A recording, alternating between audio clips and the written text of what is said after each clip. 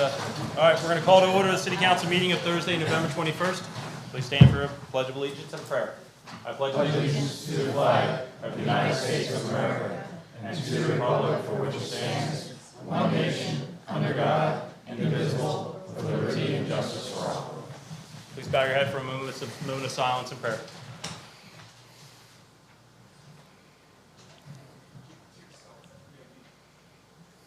Amen. Hey, Mr. Barnes. Present. Mr. Crowley. Here. Mr. Hartzell. Mr. Here. Lepchuk. Oh. Mr. Polchini. Here. Mr. Winslow. Here. And Mr. Madden. Here. Adequate notice of this meeting has been given pursuant to Public Law 1975, Chapter 231.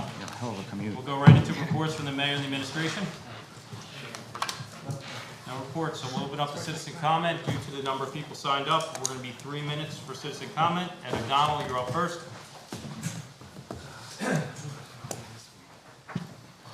Ed O'Donnell, we've talked about the evils of cigarette smoking and alcohol. Now today, the evils of gambling. So we're finishing this trifecta of evil. So gambling. The only person who's ever won at the casinos is the owners of the casino.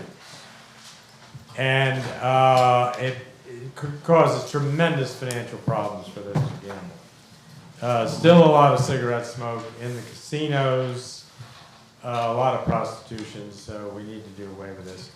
Now, as you can imagine, I am first announced candidate for President of the United States 2028, 41st year. But Christmas is about forgiveness. So I have forgiven Savannah Guthrie, Lester Holt, George Stephanopoulos, David Muir, Nora O'Donnell for not conducting one good interview with me so I can bring the message of Christmas to the world and needed changes in society talked about. And I wrote them a very nice letter before the election with a good press release, sent them a beautiful Christmas card with another press release requesting an interview. So the ball is in their court. It's basketball season. And they've got the ball, they're behind by 1 point, and they got the final shot. So they do need to conduct an interview with me on the message of Christmas and issues being ignored. And I don't need to live in the White House. I don't need to be the real President of the United States.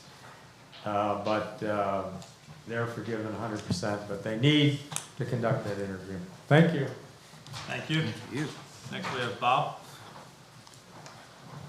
Hi, Bob Hellier, 34 West 10th Street. I'm here on behalf of the concerned citizens for Glen Cove, and we're hoping that the town administration might be able to bring some clarity to concerning the use of 110 West 10th Street.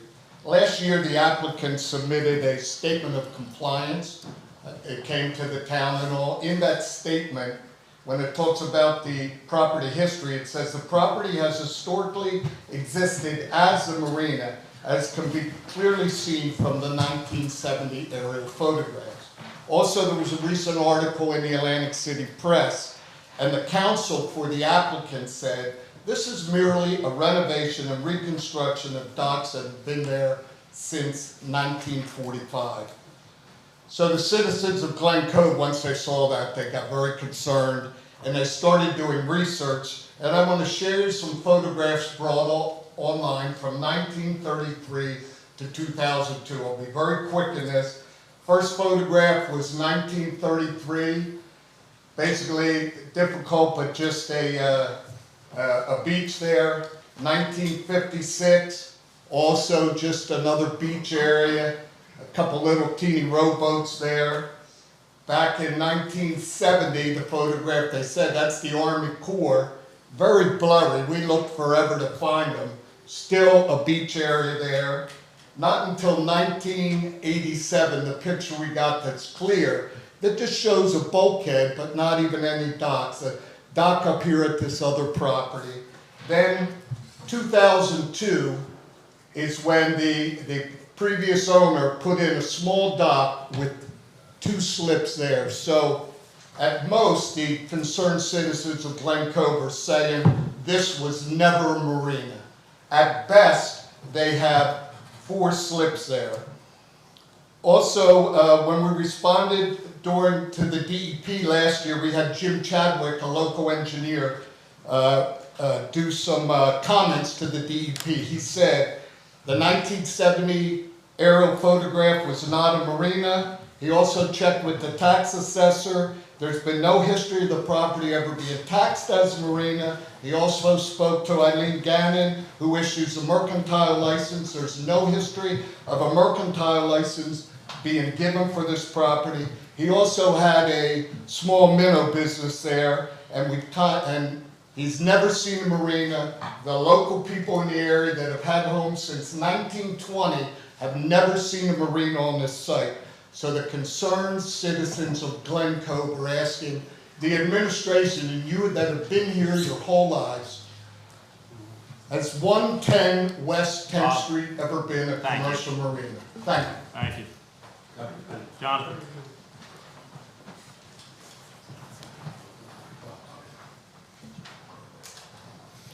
Father in heaven, thank you for today. Bless this council. Guide them in honoring their oaths to all people. Amen.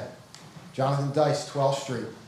I've come to council and have told you about how I have been attacked, persecuted, my children attacked, persecuted down at the Little League. About 10 years ago, the Ocean City resident, Greg Brady, calls me on the phone, says you're no longer allowed to coach your children, not allowed to coach any children in Little League. After that phone call, there was another Ocean City resident named Ken Wesneski that called me up and said, look, it's not right what they did to you. Why don't you come over to the draft? You know, they draft the young boys onto teams and just sit in. I said, okay, great, thank you. So I come over there and the meeting goes on, and I wait till the end of the meeting, and I went up to one of the board members, Mike Datlow, in the meeting, and I said to him, I come up, he's speaking to another Ocean City resident that was sitting down, he was sitting on the table. I said, Mike, could I speak to you for a minute? And you know, it's like I'm speaking to you, and you said something to me, and he went like this. I said to him, Mike. And I said it one more time, Mike. And he didn't turn around. He kept talking to the man that was sitting in the chair. And that was the beginning of my journey of just being just totally abused. And unfortunately, by what I call oath takers, okay, they take an oath of allegiance. They swear an oath to the people. Do you know who you are? It seems like our oath takers, at least when it came to me and my family, they were taking for themselves. The oath had nothing to do with it. So I really would like to see people, I would like to see oath takers start honoring their oaths to the people of this city, of this state, and of this country. It is a self-government, at least that's what I read. This is a self-government. That means we, right here, are the government. We, you and me. And we can't have government officials treating people improperly. We can't have government officials using your land for themselves. Thank you. Bill Merritt?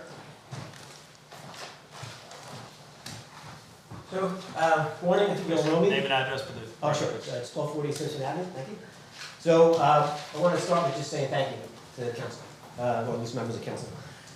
You've been reaching out to us and discussing the one thing with us, hearing us, and that is a very, very important part of government's role, so we thank you for that. We thank you all for putting your comments in the Sentinel yesterday in terms of where you stand on the land. I appreciate, what's written sometimes may not be exactly what you said, may not capture it all, but I think I got the gist of where you're at. And I want to just talk about two things. So one is the project itself. So some of you like it, some of you don't. We'll talk about that at our own town meeting on November 30th. We invite you all to come out. But if one thing, we're going to released today a documentary. We filmed it over the summer about Plaza Place. Beautiful neighborhood, beautiful neighborhood, beautiful neighbors. It's a beautiful community. It will be destroyed by this project, destroyed. Those people are terrified and they are angry. I just want you to know, please watch the video.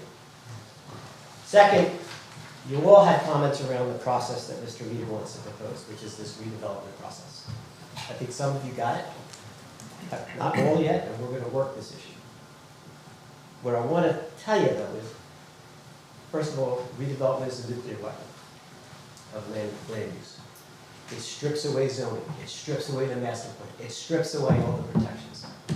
It's there for one reason, to deal with blight. Because blight is hard to remove, and the state gave you incredible weapons to deal with blight. Wonderland is not blight. There's two components of it.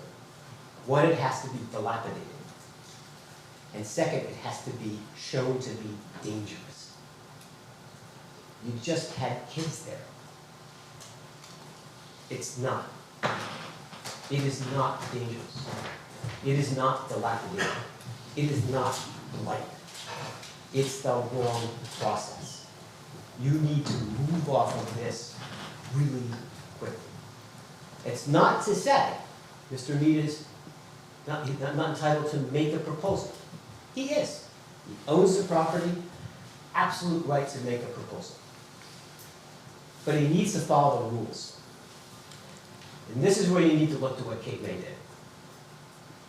Cape May, confronted with the exact same developer, with the exact same approach, with the exact same kind of hotel, said to redevelop it, no. No. And then their mayor said something profound. And profound things to me are usually really simple. Bill, I'm sorry, but I'm sorry, your time is up. Thank you very much for your comments. It's an important issue. Donna? Thank you. I'll take our time. Nope, don't work that way. Sorry.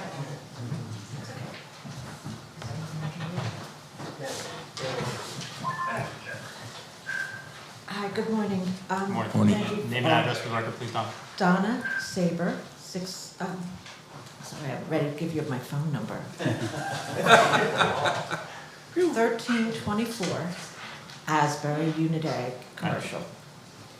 I was at the Tabernacle Hall that was organized by Mayor Jay, and I listened to him talking about the property that's between the community center and the intermediate school, and he was looking for ideas as to, you know, what could be done there. So we recently saw, and I can hand these to you. Thank you. Thank you. We recently saw the list of the rides. Some of them are antique rides, they're all for sale. And we were just, I'm not looking for an answer today, but it was just, I wanted to put the idea maybe in the city's head of, when I grew up in the neighboring town, we had a little neighborhood place where there were rides, little golf courses, you know, little arcades, stuff like that. And I thought, well, maybe a couple of the rides could go into that area. It was just wanted to give it as a proposal and maybe a thought. And just an idea. I mean, some of those rides, I think all of us remember from childhood of probably half a century ago, but there's no other children's rides, I don't think, in Ocean City. And a woman I work with said, well, Steel Pure might have some in Atlantic City, but that's not a safe neighborhood. So I think it's important that the children's rides are preserved, possibly in Ocean City, which is seen as family friendly. Thank you. Thank you. Thank you. Bill, Harper?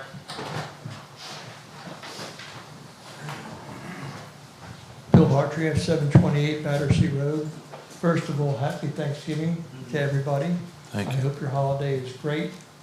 And I'd like to address something that I think is a little foul, and that's a play on words. And what I think is foul is our debt. Our debt is $2,500,000 $80,000, $567.07. We're buying 2 more lots, money out. The parking lot appraisal is $35,000, there's more money out. The airport's gonna be $7 million, and we haven't finished with the Claus property yet. Although I still don't understand why we paid $11 million more than we should have. But that's another issue. That's an issue for you guys to deal with. So while you're putting me in debt, I don't appreciate it. Thank you. Thank you. Nelson?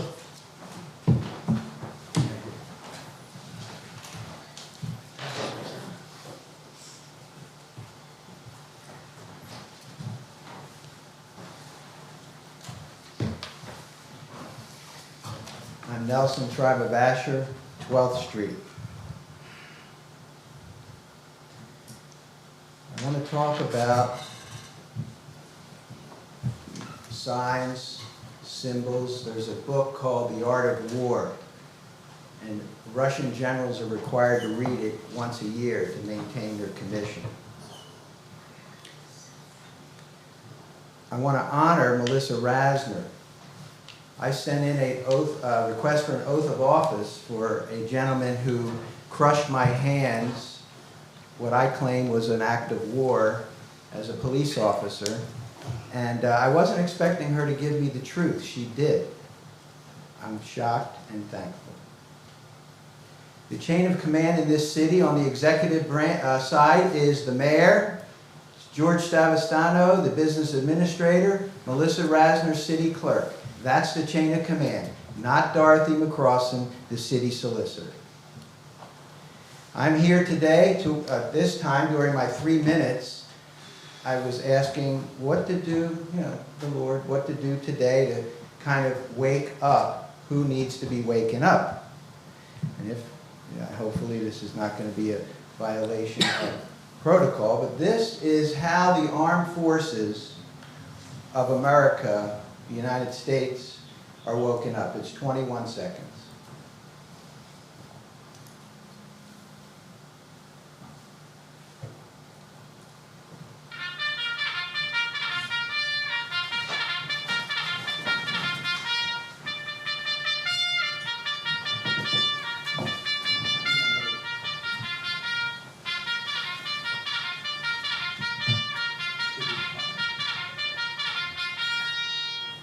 Thank you for the courtesy. I am going to ask any veteran in this town, whether you're a member of the VFW, whether you're a member of the American Legion, contact me at 609-602-3723, and I am going to prove that there are 2 constitutions going on right now. And I can prove it by what's in this room. You want to know how? Someone, and I want to know who the hero is that brought the real flag with no gold fringe of the United States of America to my left. I want to know, when I came here with a friend of mine, we were doing a field trip, a Patriot field trip. We came in this room, which is open, I believe, from 9 to 5 every day for the people to assemble. The flag over here is the Cape May flag, and it is a military occupation flag. It is not the true flag. Thank you. Thank you. All right, we're going to move into reports from City Council. Dave, anything to report? Jody? Nothing. Keith? Yeah, I do want to follow up on Bob's comments. So what would be proof that there was never a marina there? Is that enough proof that there was never a marina there? He's got pictures from 1930 on up that there was never a marina there. Councilman, the issue as to whether there is a marina there is pertinent to whether the DEP will issue a permit to construct docks. It's part of their review. And what happens on that side of the boardwalk, Ocean City has no jurisdiction over. So I don't know what evidence they relied upon in determining that a permit could be issued. The history of the site is certainly relevant, but I don't know what criteria they looked at. So what you're saying to Bob and his group is they have to go back to the DEP. But I do have one other zoning question. It's not a ping pong ball, right? So if for any reason it was a marina, let's just play along that it was, and then it became residence, you're not allowed to all of a sudden say, well, once upon a time it was a marina, now it's a residence, owned a residence, I'm just gonna say it was a marina. Like, in other words, does zoning work that way? Because if that does, almost everything in this town could immediately change back to what it originally was. I mean, because that's how much change we've had. So I'm just trying to figure out to play along. I'm trying to play along what the DEP application actually says by the applicant. Is that possible? That at one time was a marina, and now the zoning's changed, but hey, I can always go back. Is there a ping pong effect with zoning? I don't know Under the that. municipal land use law, if there's a use which is discontinued, and in the land use parlance it would be abandoned, and becomes non-conforming, in order to resume that use, a use variance is required. Okay. So if it's been used exclusively as a residential use, for example, in a residential zone, and at one time it had been a lawful commercial use, but they stopped, became residential. If it's established that the non-conforming use was abandoned, a use variance would be required. Okay, so the once upon a time story does not necessarily work in zoning. It does not, and Okay. we are talking about two different properties, two different sides of the bulkhead. Okay. DEP has exclusive jurisdiction.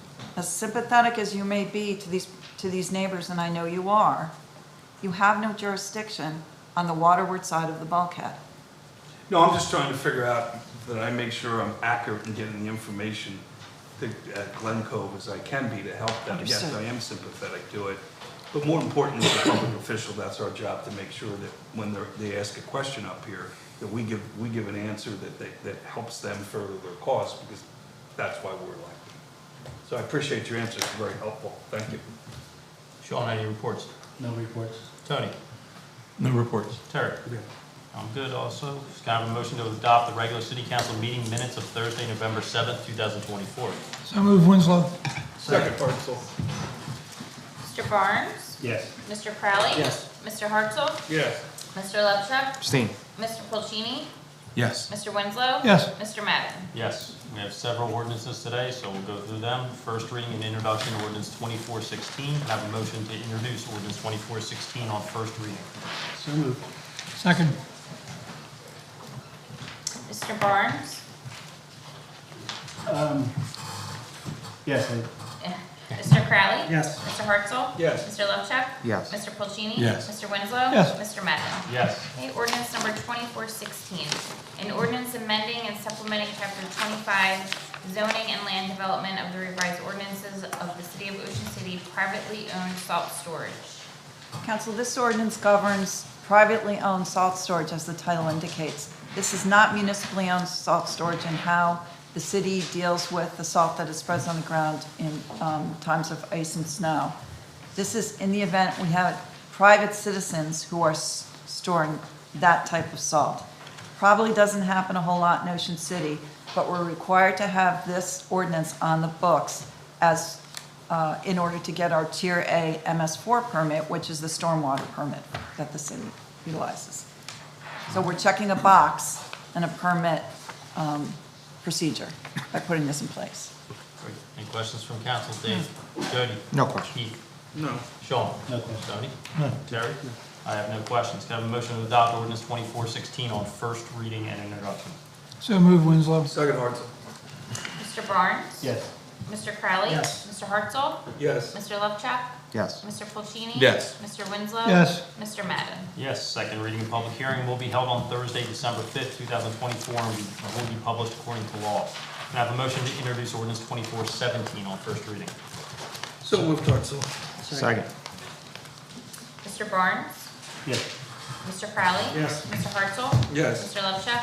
Yes. Mr. Pulcini? Yes. Mr. Winslow? Yes. Mr. Madden? Yes. Okay, ordinance number 2417, an ordinance authorizing and imposing an occupancy tax on certain properties in the city of Ocean City. This ordinance would impose a 3% occupancy tax on rentals obtained through the transient space marketplace. That's a term of art. And you might better know the transient space marketplace as companies like VRBO and Airbnb. It does not apply to realtor place rentals. It does not apply to hotel motels. Great. Questions from council? Dave? I think, Sean, why does not apply to hotels? It could. You could also impose such a tax on hotel motels. This ordinance just applies to transient space marketplace. You can amend this ordinance and bring it back for first reading again and add those in.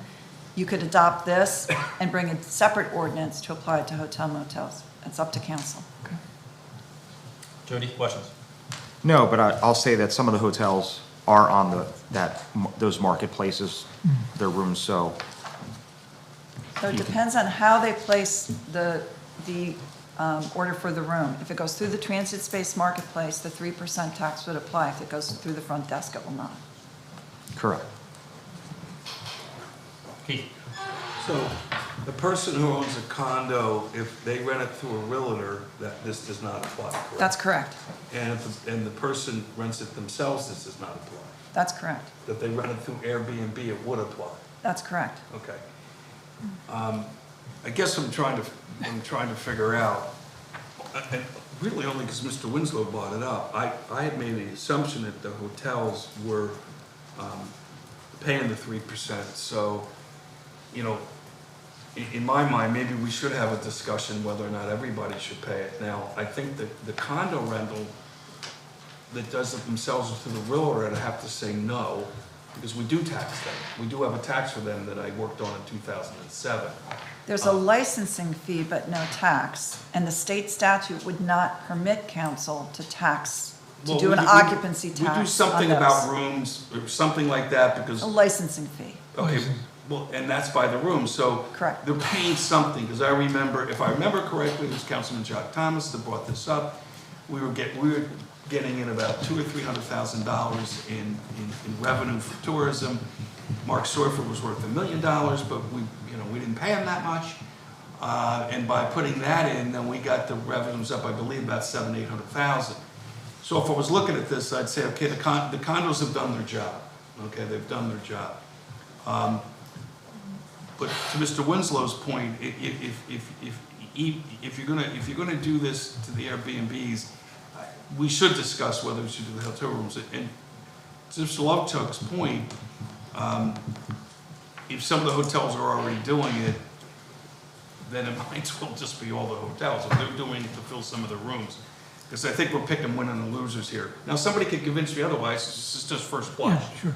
You know, just first blush. He brought it up. I thought, it's worth thinking about. That's worth talking about. And I'm glad he did. So we're bringing it before you in November so that it can be in place prior to the season. So again, as I said to Councilman Winslow, you could adopt this as just the transient space marketplace rentals. You could amend this, bring it back for another first reading. We would do that December 5th and then do it on second reading at the end of December. We then have to send it to the state. Or you could you could let this go through and then do a separate ordinance on December 5th for the hotel motels to get this one in place. Entirely up to council. If you were sitting in our chair, what would you do? It's just because I'm saying, what's easier?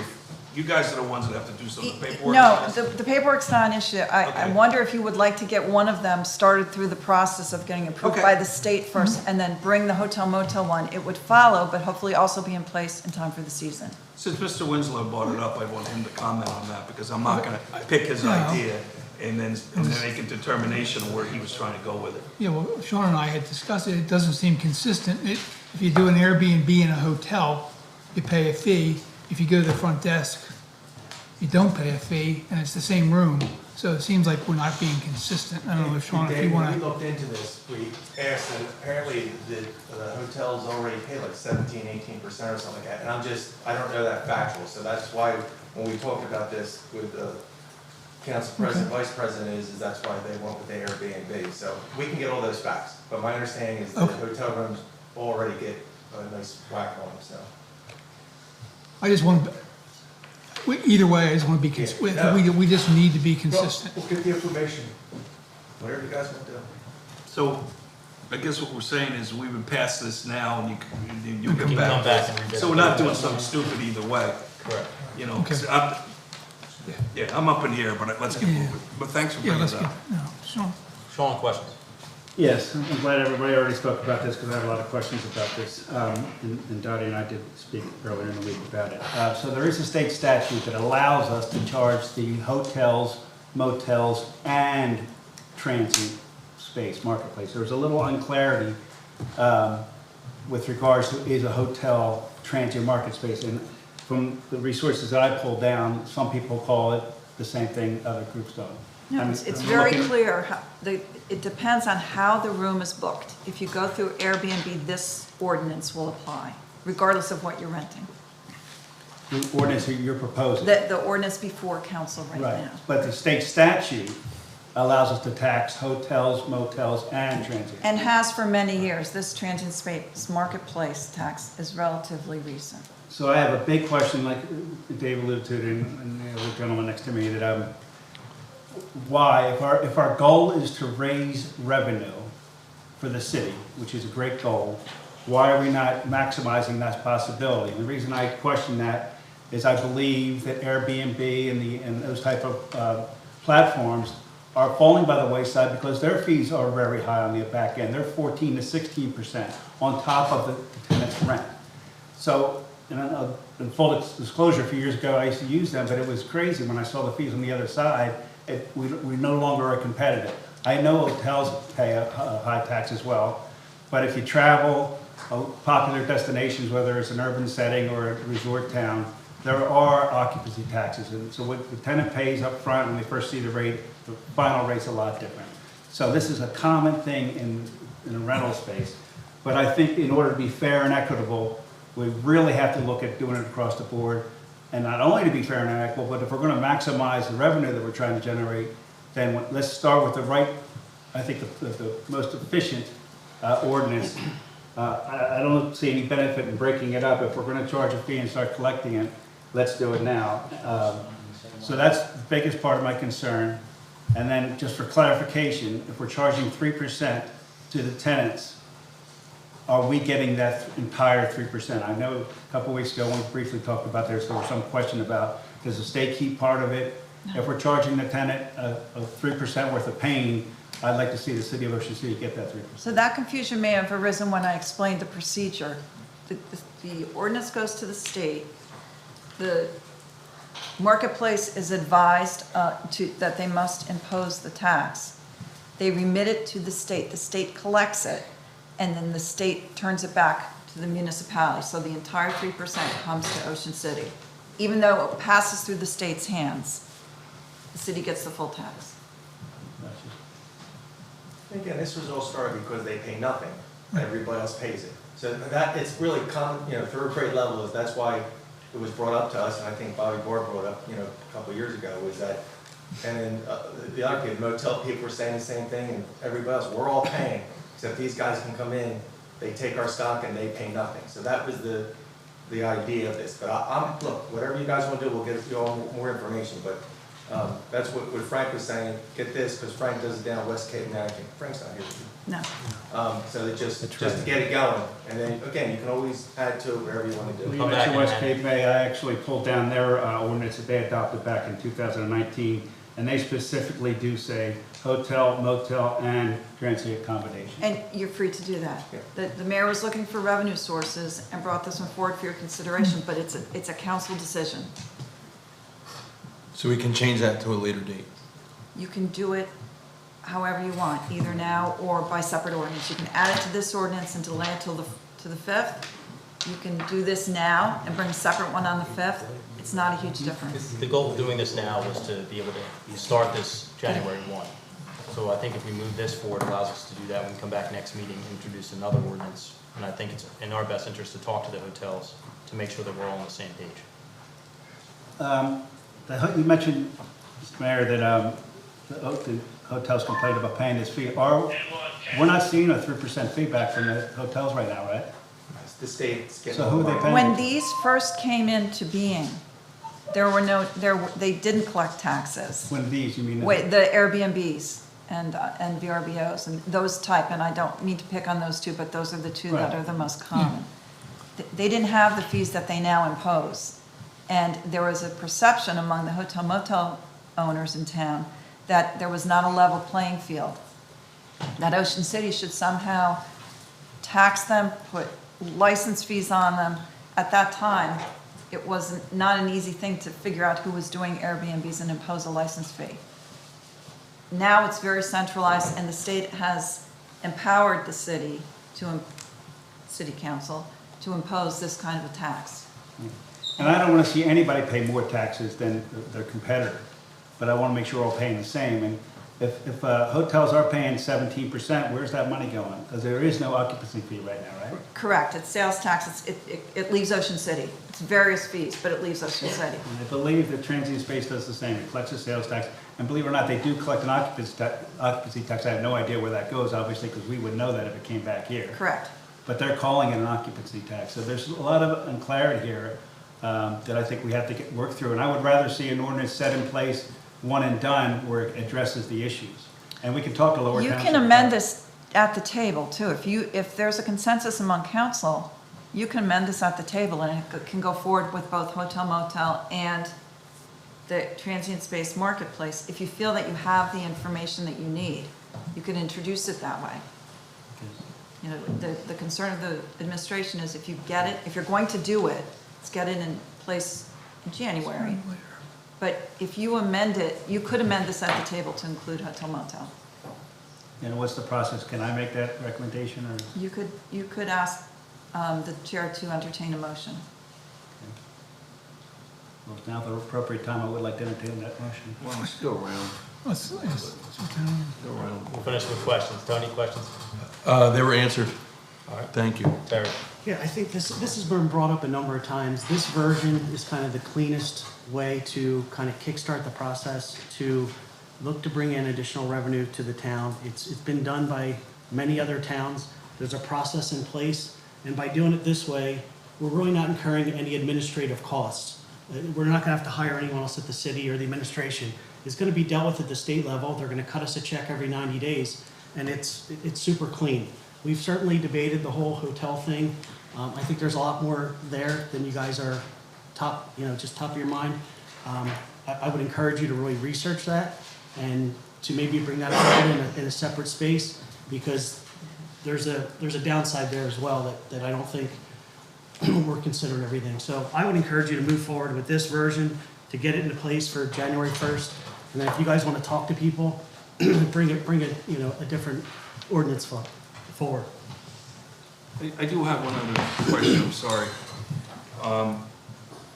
So this wouldn't affect the condo-tel, because the condo-tel, If the rental was placed through Airbnb, it would affect it. okay, but if it wasn't, so I check into the Flanders and the Flanders rented it, right, then that's still not a hotel room, correct? Or is it? It's operated like a Trying to figure out. desk. Yeah. It's operated like a hotel. If you do it someone- on a website, you're gonna pay the 3%. Okay, If you come to me as a homeowner, or you go to the Flanders and just book a room right through them, in person. there's no fee. It's gonna be like it is right now. Okay, my question is that a condo, so when it's rented at that time by the Flanders, it's rented as a condo and not a hotel room, so therefore it wouldn't have the 3%. Because if we had 3,000 rooms and 2,000 are now condo-tels, then we're down to only 1,000 rooms that would qualify for the 3%. I'm just trying to get the clarity of who's actually considered a hotel room. If the ordinance as written is adopted, regardless of whether it's a hotel like a Holiday Inn, a traditional hotel, or a condotel like a Flanders, if the room is rented through one of these transient space marketplaces, this ordinance will apply. If you add in hotel motels, then either way at the Flanders would Okay. apply. Either way at Holiday Inn would. So a condo-tel is still a hotel room?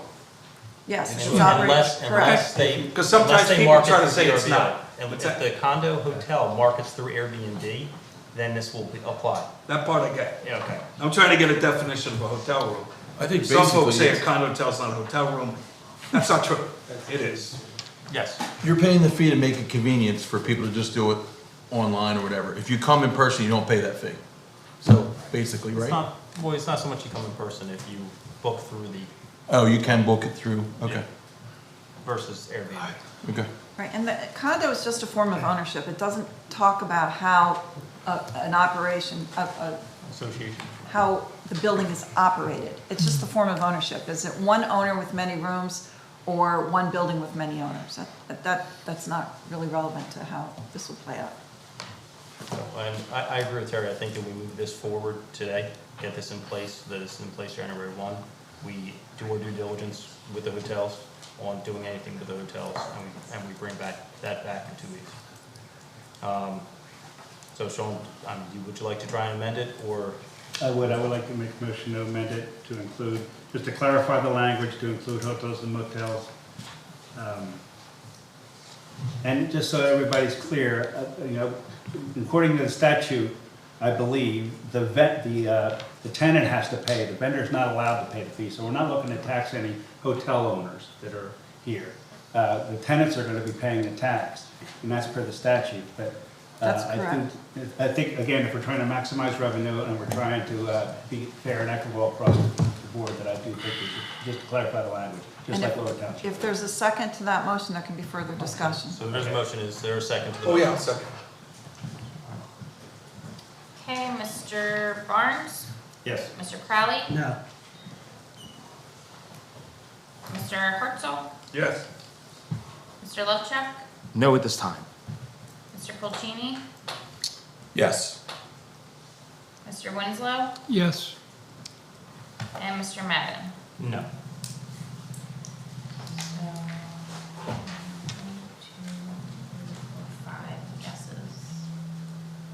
4. So that was 4-3 to Amend amend to add this hotels. this ordinance at the table. So it will be the same, except instead of transit space marketplace, it also, every place that says that, it'll say, and hotel motel rooms. Yep. So, Council President, you could consider a motion if discussion is concluded to As adopt the amended. ordinance as amended, or introduce it rather, as amended on first reading. So to have a motion to adopt ordinance 2417 as amended on first reading and an introduction. So moved. Second, Martin. Okay, Mr. Barnes? Yes. Mr. Crowley? No. Mr. Hartzell? Yes. Mr. Lovechek? No. Mr. Polchini? Yes. Mr. Winslow? Yes. Mr. Madden? No. Okay. Second reading and public hearing will be held on Thursday, December 5th, 2024, and will be published according to law. We have another ordinance on first reading. Can I have a motion to introduce ordinance 2418 on first reading? So moved, Hartzell. Second Winslow? Mr. Barnes? Yes. Mr. Crowley? Yes. Mr. Hartzell? Yes. Mr. Lovechek? Yes. Mr. Polchini? Yes. Mr. Winslow? Yes. Mr. Madden? Yes. 2418, an ordinance amending section 2-25 of the administrative code of the city of Ocean City. Currently, the administrative code includes an ordinance that requires council to get an appraisal on all units, on all properties that it's considering buying or selling where the price exceeds $100,000, and 2 appraisals if the price exceeds $250,000. And if you've gotten 2 appraisals and the values differ by more than 10%, then you're required to get 3 appraisals. And the price of sale or purchase must be consistent with the appraisals. Those values are, as you know, are very low in light of the appreciation of properties in Ocean City since that ordinance was put in place. So this ordinance would change the 100,000 requiring 1 appraisal to 500,000. Change the 250,000 to $1 million. So if the property you're seeking to buy or sell is 500,000, you'd be required to get 1 appraisal. If it's $1 million or more, you'd be required to get 2 appraisals. This would take off the restriction that you could not negotiate for a number higher than the appraisals, and would not require you to get the 3rd appraisal. All right. Can I have questions or comments from council? Dave? No. Jody? No questions. Keith? So I wrestle this a little bit, but in today's environment, what happens now is there's a lot of overbid. And I don't even think appraisals matter, to be honest with you. I buy real estate and sell real estate, and I'm amazed at how it works. You basically, whatever you end up paying for something, it becomes the appraisal. I don't care what anybody says. I've never seen an appraisal that I honestly thought was an appraisal now, because it's changing so fast. And Becky and I were in Chicago this week, and she said, I wonder what that place is worth across the street. I said, I have no idea, because I can't tell you what anything Ocean City's worth. You know, I used to be able to. I'm sure Pete can, because he's looking at it every day. But you'll see something that was a year ago, he said, I bet that was worth $1 million. Oh, that sold for 1.8. So because of the, normally I'd never before this, but because of the atmosphere that we're in, and all the frenzy we're in, and people willing to bid up stuff like it doesn't, like there's no tomorrow, unfortunately we're going to be forced into doing this. And I think it kind of, to the average person, looks like, what do they want to do, overpay? Well, no, if you want to get it, you're going to have to be competitive in being able to bid. It's unfortunate it is that way, and probably in most other environments I'd be no, but unfortunately here I'm yes. Sean? Good answer. No comment. Tony? No, nothing. And Terry? I think it's a good ordinance. It lets us be more competitive in the marketplace. Councilman, I apologize. I see a typo at 2-25. I didn't change the 100,000 in the subtitle. It still says 100,000. It should say 500,000 now. We'll correct that before it comes forward at second reading. If you, Council President, if you could entertain a motion to amend that, to correct it at the table now, Yes. that would be helpful. That's fine. So can I have a motion to adopt ordinance 2418 on first reading as amended and introduction? Would you ask for a motion to amend first? I have a motion to amend ordinance 2418. Second. Mr. Barnes? Yes. Mr. Crowley? Yes. Mr. Hartzell? Yes. Mr. Lovett? Yes. Mr. Polchini? Yes. Mr. Winslow? Yes. Mr. Madden? Yes. Thank you. Good catch, Donnie. And can I have a motion to adopt ordinance 2418 on first reading as amended and introduction? So moved. Second. Mr. Barnes? Yes. Mr. Crowley? Yes. Mr. Hartzell? Yes. Mr. Lovett? Yes. Mr. Polchini? Yes. Mr. Winslow? Yes. Mr. Madden? Yes. Second reading and public hearing will be held on Thursday, December 5th, 2024, and will be published according to law. We have a second reading. Can I have a motion to take up ordinance 2415 on second reading and public hearing? So moved. Second. Mr. Barnes? Yes. Mr. Crowley? Yes. Mr. Hartzell? Yes. Mr. Lovett? Yes. Mr. Polchini? Yes. Mr. Winslow? Yes. Mr. Madden? Yes.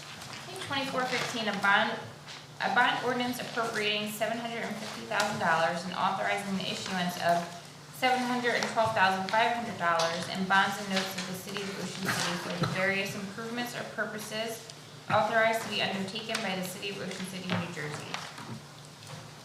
This is second reading. You'll have a public hearing on this ordinance, which authorizes the acquisition of 844 Central Avenue and puts the money in place by authorizing the issuance of bids to pay for the purchase of that property. Property is under contract, the inspections have been completed, and if this ordinance is adopted and upon the expiration of the estoppel period, we expect that the closing will occur later this year, before the first of the year. Thank you, Dottie. It's a second reading, so we're going to go into public comment on this ordinance only. Any public comment on this ordinance only from this side of the room? Seeing none, any public comment for this ordinance only this side of the room? Seeing none, back to the council table for questions, comments. Dave? No question, no Jody? questions. No questions. Keith? I'm good, Mr. President, Sean? thank you. No question. Tony? No question. Terry? I have no questions. I have a motion to adopt ordinance 2415 on second reading. So moved, Winslow. Second. Mr. Barnes? Yes. Mr. Crowley? Yes. Mr. Hartzell? Yes. Mr. Lovett? Yes. Mr. Polchini? Yes. Mr. Winslow? Yes. Mr. Madden? Yes. Moving to the resolution portion of the agenda, all resolutions listed on the consent agenda are considered to be routine in nature and will be enacted by one motion. If the mayor or any council person wishes a particular resolution to be considered separately, it will be removed from the consent agenda. Anything to be removed? Seeing none, could I have a motion to approve the consent agenda? So moved, Winslow. Second. Mr. Barnes? Yes. Mr. Crowley? Yes. Mr. Hartzell? Yes. Mr. Lovett? Yes. Mr. Polchini? Yes. Mr. Winslow? Yes. Mr. Madden? Yes. Pending business. Terry. Nothing pending. Tony. Nothing. Sean. Nothing more. Keith. Yeah, I just wanted to thank the administration. We got a request from 500 Bay concerning some issues about how they use the crosswalk. It was immediately taken care of and move forward, so I really appreciate that. And I was also happy to find out the issue about the carousel was corrected, because believe it or not, I knew somebody was going to buy it. It was going to be sitting in my parking lot. So, you know, I'm glad that was able to get resolved, because I was a little worried about that. But if somebody who was a sale was going to get purchased, I certainly wanted to be involved and get it. And Keith, you brought that up, is when I gave the list back when I was looking for the board for the rides, you know, I was just trying to get myself all together when I gave it to the gentleman. So it's like, as a salesman, they use something like that too, but it's not for sale. The wheel and the carousel are not for sale. They haven't been for sale. So it was just back when I was. I'm just glad it got straightened out. Yeah. Otherwise, I was going to have it sitting in And my I said, well, parking you lot. guys, you hear something like that. I mean, the one thing that doesn't happen is when something like that comes right away, give me a call. You know, I've got my cell phone number. It seems like it wants to get back out on the chatter to talk about it, but no. Well, I was in a position where I was right in the middle of it, so that's what. No, but thanks for bringing that up, Keith. I appreciate it. Jody. I'm good, thank you. You're good. Dave. New business, Dave. Jody. I'm good. Keith. Just happy Thanksgiving to everybody. Just a reminder that Jody has a meeting Monday night. Thank you. And so I won't be able to go. I'm in class.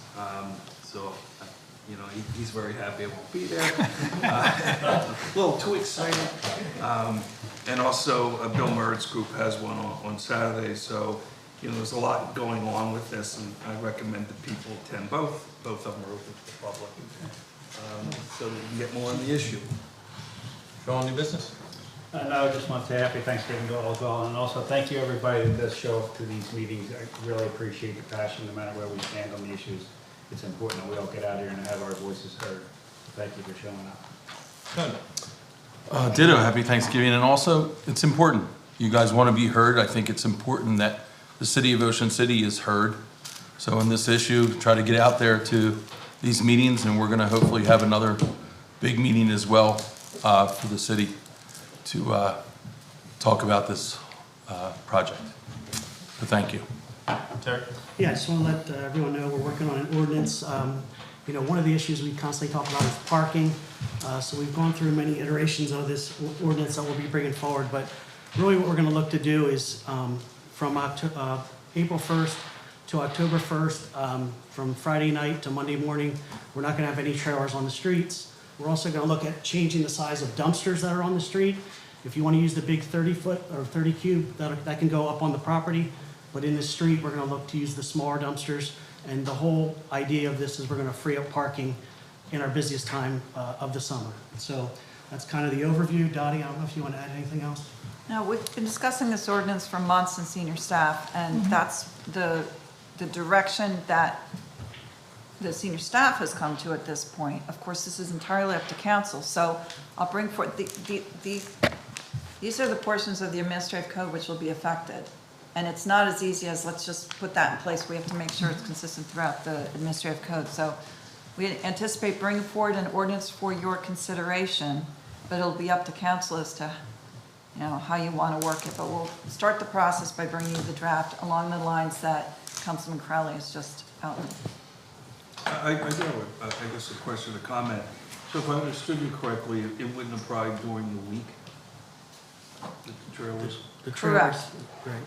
Yeah, see, I don't get that, because, you know, every property on this island that's being worked on has a parking requirement, right? So there's parking available, and those trailers could be put in the parking. So to me, that encourages people to go ahead and leave the trailer there. The other thing is why don't they take the trailer home? You're echoing some of the discussion that we've had at senior staff. So those are excellent questions. If you have a consensus now, I can change the draft now, or I can bring it forward at introduction and you guys can massage it after you've got something on paper in front of you. But that's the kind of issue that we've gone around and around about. It's completely up to council. I 100%, you know, this is something that's been on my mind for a long time, and I've advocated along with Councilman Crowley there's no reason that a trailer should be there overnight. There's zero reason, in my opinion. I mean, the bottom line is, you bring your truck, you take that home, you take a trailer with it. And if you don't have room for your trailer where you work, then you may want to decide you're going to have to find it. You know, parking's a premium, as everybody knows. I'm trying to work with the administration and the council on some parking issues that we're having in my ward, which I'm moving into now. But every property I look at, and I ride, sounds goofy, but I ride every alley at least once a week, and the streets. And the reason why I do that is to look at the quality of life, because that's what I promise. And there's always room for a trailer not on the street. And a builder calls me and tells me that, and he proves it to me, I let him put it in my parking lot. I mean, I'll be accommodating, but I mean, I'm to the point now. There was an instance on 600 block of Ocean, and I don't have the pictures anymore. You know how I love pictures. Half the street was taken up. Half the street was taken up with trailers and people working in the street. So, you know, enough's enough, folks. I mean, when you work on a property, you work on the property. I sent George one. This is crazy, folks. There was a porta potty on the sidewalk. Like, what is wrong with people? A porta potty on the sidewalk?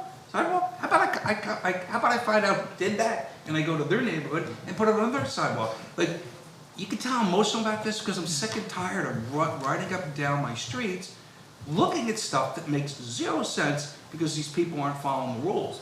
I say this: you have to pass the strictest rule that you can, because if you don't pass the strictest rules you can, you'll get taken advantage of by these folks. And it's not all of them. That's the sad part. Most of them are great, but it's a couple. And they're immune to getting tickets because they are getting tickets. The police are ticketing these people. And what the heck? I'll pay the ticket. I'll pay the fine. I'm making a lot of money. I'm a big shot. Well, you know what? No. You're taking your trailer home. And you're going to get it every day. And sooner or later, you're going to get tired of paying it. You're going to take the trailer home. And that was a parent, but I feel like I'm dealing with kids. So I asked Becky, how do you deal with kids? She told me, and this is how you do it. So when you're considering this between now and the next meeting, consider also that this was going to be this ordinance as finally conceived was going to apply across the board to all trailers. Boat trailers, storage trailers, construction trailers, commercial trailers. Consider whether you want to treat them all the same or you want to make distinctions. Heck yes. So it's. Heck yes, you got a trailer. It sounds like this will be a beginning point, and that we'll go from there. You got a trailer, find a place to put it. I mean, I don't. Every other town I've seen in my life or lived in does that. So I'm a myth why we can't figure out if you have a trailer, you got to put it in the proper parking spot on your property or rent a place to put it. I don't understand it. I clearly don't understand it. And the fact if you could do it on the weekend. So if you can move your boat on the weekend, but you don't want to move it during the week, that makes zero sense to me. These guys talked about consistency on the hotel motel thing, and I'm like, you know what? I didn't think of that. Thanks, guys. Well, this is the same consistent argument. If you have to remove it for the weekend, then you got to remove it during the week, because also it's going to happen, and you know this is going to happen. Oh, I forgot. It's Saturday, and you know, and our people don't need to be running around because you know I'm going to police this. You know it. I send something to you guys every week, so you know I'm going to police it, and that's just more work for everybody. So if it's consistent, you can't make a mistake, right? You can't have the trailer, you can't have the trailer. There's no guesswork in it, you know, because it's like the trash thing. How are we going to educate people? We weren't. So we had to pay more in the trash. This is the same thing. You know, I've got to get out to 2,000 units in my ward and try to explain it's okay during the week, but not on the weekend. No, if you just make it not okay, then it's not okay and everybody gets it. I feel so strongly about it. I couldn't feel more strongly about it, to be honest with you. You could, Thank you. You're welcome. Dottie, is there anything that will be in the provisions like these pods, this white, you buy these storage pods? Because I'm starting to see proliferation of them around town on the streets. They're not permitted to be on the streets now. Well, they're, They okay. get permission from us. You have to have a It could be 30 permit. days, yeah, every pod that's on there has to come through the administration. Okay, okay. Yeah, because sometimes if they're moving in, but again, we do keep an eye on, because I Yeah. see two on, I forget what street it was, on the Ocean or something like that, two side by side, so Okay, we that's keep an fine, eye thank on you. that. And I've had the experience where they were at the very end of my alley and I couldn't safely see out, and I called the police chief and it was gone the next day. I don't know where it went, but the police were very responsive about making that a safer situation. Yeah, all right, thank you. And if I could just add, I hope that we consider getting the information out to everybody as quickly and as efficiently as possible so that we're not having aggravated visitors coming down summertime, particularly with the boats and the jet ski trailers. I mean, you agree 100% we need to clear up some parking spaces. But if we can be proactive in getting that information out to everybody, whether it's through the realtors as they do the rentals, include a little 5x6 card or something, just get the word out. So Bill's not getting fooled. All right, everybody good in the discussion? We're going to move into citizen comment. Any citizen comment this side of the room on the subject you haven't already talked about? Okay, so, Joe Conway, I live on Walton Place, resident on Glen Cove. And after Bob's presentation with the pictures and everything, I guess I'd like to try to get a reading from the city council and the administration as to whether you agree that the property at 110 10th Street was ever a marina. Or if you can't answer that now, could we get a reading at some later date? It's not a dialogue, so we'll just take your comment Okay. and then we'll follow up. Thank you. Thank you. Anyone else this side of the room? It's a different topic. Just, I wanted to leave this with council today. This is a statement from the Green Group and us, just generally about the trajectory of the city and how conversation is really important and all that, and again, encouraging everyone to do that. So I'll just leave that with you. Thank you. Thank you. Thank you. Anyone else from this side of the room? All right, anybody from this side of the room for public comment? Here, come on.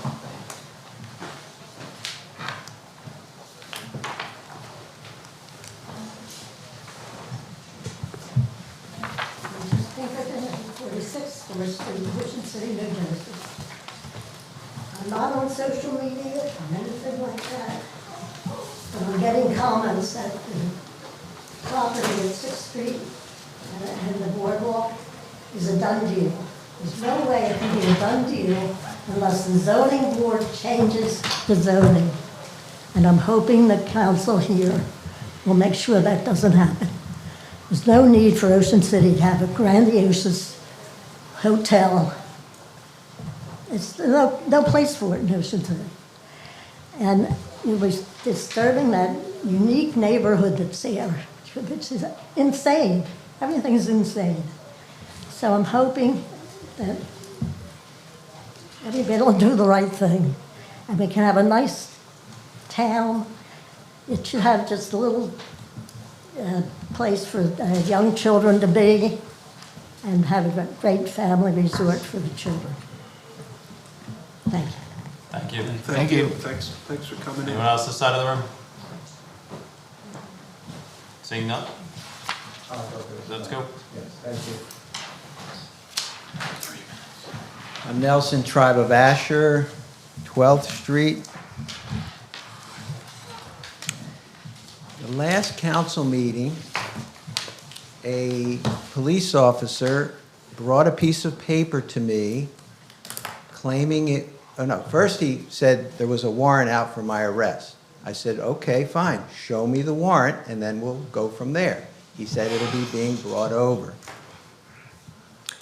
After the meeting, he showed me a piece of paper. It had Judge Freed's name on it. It had Judge Russell's name on it. It did not have a signature. It did not have a seal. Turns out, for a warrant to be lawful, that is what has to happen. Now, I do not blame the younger officers who are always the ones to do the worst dirty work because they're less risk of, if they get in trouble, meaning the department, that they lose their job and not the upper management. That's been my observation. which is fine. It's their responsibility, however, to know the Constitution, which says in Article 6, Clause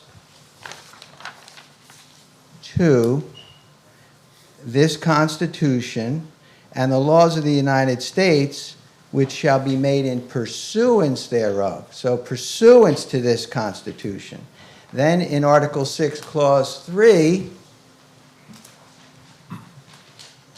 all executive and judicial officers, both of the United States and of the several states, shall be bound by oath of affirmation to support this Constitution. When did the term "don't make a federal case" come out of it come into being? You know when it was? About 1900. Why was it not a problem in 1850? Because common law and common sense ruled in 1850 on the land of New Jersey. It's not the case today. So, I was taken to jail, $1,500 bail. They said, "We know you don't like to pay bail, Nelson.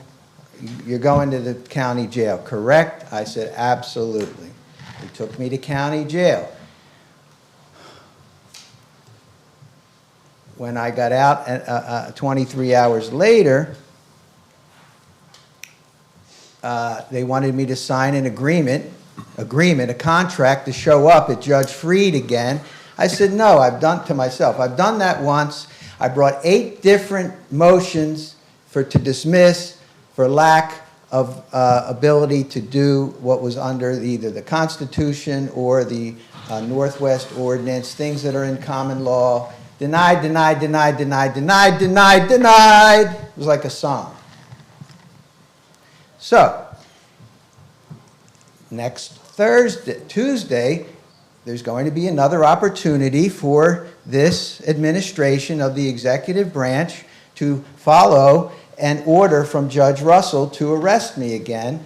My point is, in 1990, there was a case, Rodetsky versus, I believe it was the state of New Jersey. He was filing impeachment charges, and Judge Russell from Ocean City and Woodbine told his sycophants, ignore the Constitution when you're training to be a municipal judge. So, does the Constitution of the United States mean anything in the municipal court? I say no. So, the officer arrested me under that order. I went to jail under that order. But can they force me in to go see Judge Russell or force me to go see Judge Freed? I say no. I don't want to see these young men. Officer Monzo, I told him, don't put, check with Sergeant, call the chief. I know it's late. He doesn't want to be bugged. Of course, they have to do what Judge Russell says. So now there's a federal crime being committed, in my opinion, by, which I'm reporting, through the chair to the chief, that the postmaster is hindering the certified letters I sent to the FBI and 8 other people, including the governor, the state attorney general, and the mayor, and, no, not the mayor, the chief of police, Judge Russell, the county administrator, Judge Freed. So get the mail moving. It's a federal crime. And if you touch me again, then I will have to proceed with federal charges. Thank you. Nelson. Anybody else this side of the room, public comment? Jonathan Dice, 12th Street.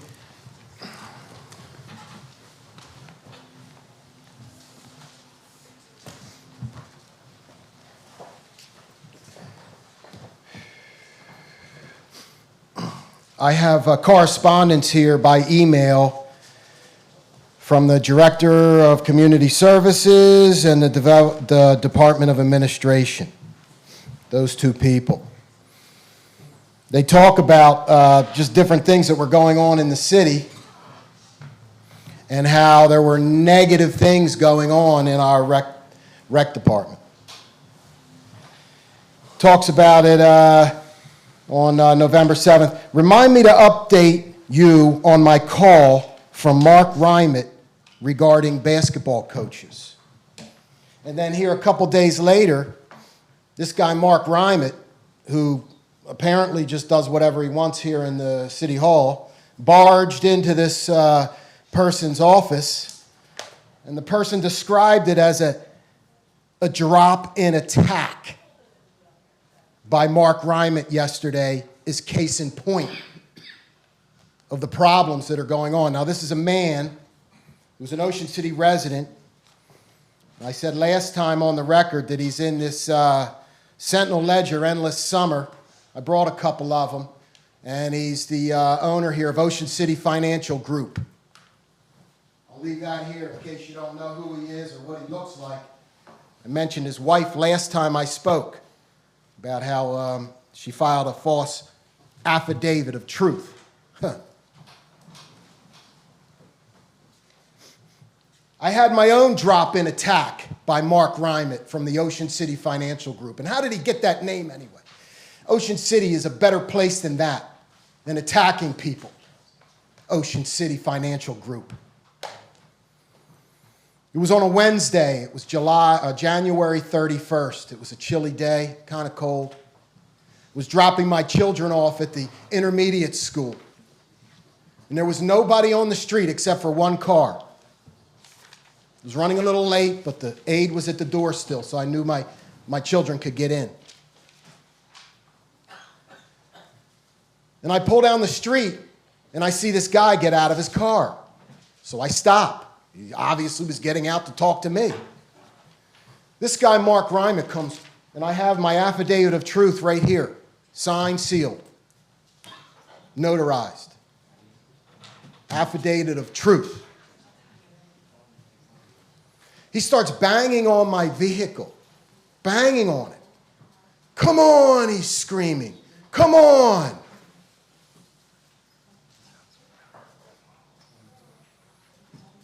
I played football against guys that were 6'5", 275 pounds. I had never felt that way before in my life for the safety of my life.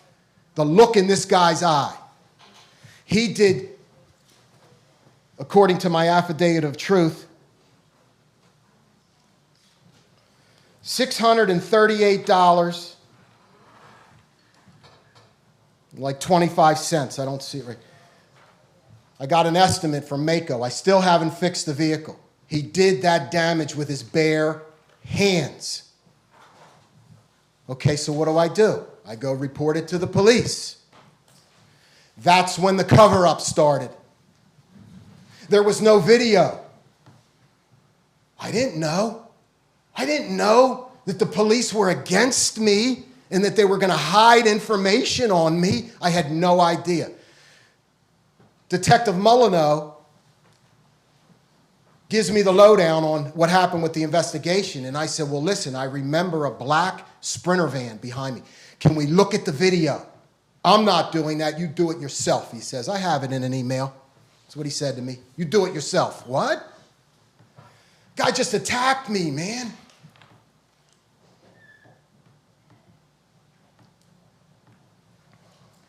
He has $14 million with his company, with your employees in the pension fund. That's what this guy's running. Mass Mutual. It's called Empower now. Empower. What a name. They sure empowered him to continue to abuse me and my family. And I'll talk about that in the future. Thank you. Anybody else for citizen comment? Seeing none, is there, one more. Yep, one more, come on up.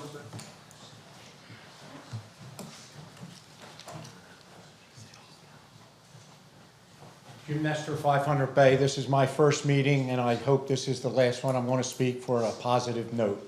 Cannot thank you all enough for what you're going to do down at 5th and Bay.